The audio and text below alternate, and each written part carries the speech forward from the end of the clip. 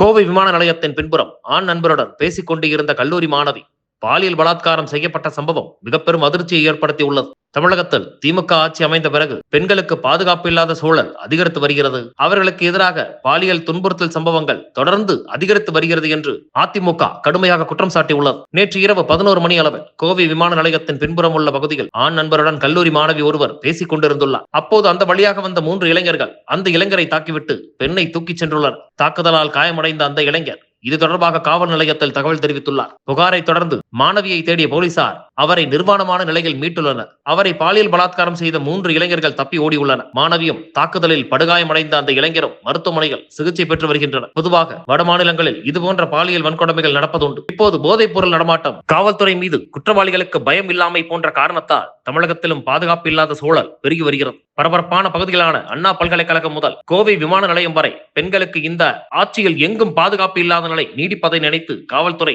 தன் வசம் வைத்திருக்கும் முதல்வர் ஸ்டாலின் வெக்கப்பட வேண்டும் என்று அதிமுக குற்றச்சாட்டை முன்வைத்துள்ளது. சம்பந்தப்பட்ட குற்றவாளிகளை விரைவில் கைது செய்வதுடன் இதுபோன்ற சம்பவங்கள் தொடர்ந்து நடக்காமல் இருக்க தேவையான நடவடிக்கைகளை இந்த அரசு எடுக்க வேண்டும். குற்றவாளிகள் மீது உடனடியாக நடவடிக்கை எடுக்கவில்லை என்றால் அதிமுக சார்பில் போராட்டம் நடைபெறும் என்றும் அதிமுக அறிவித்துள்ளது.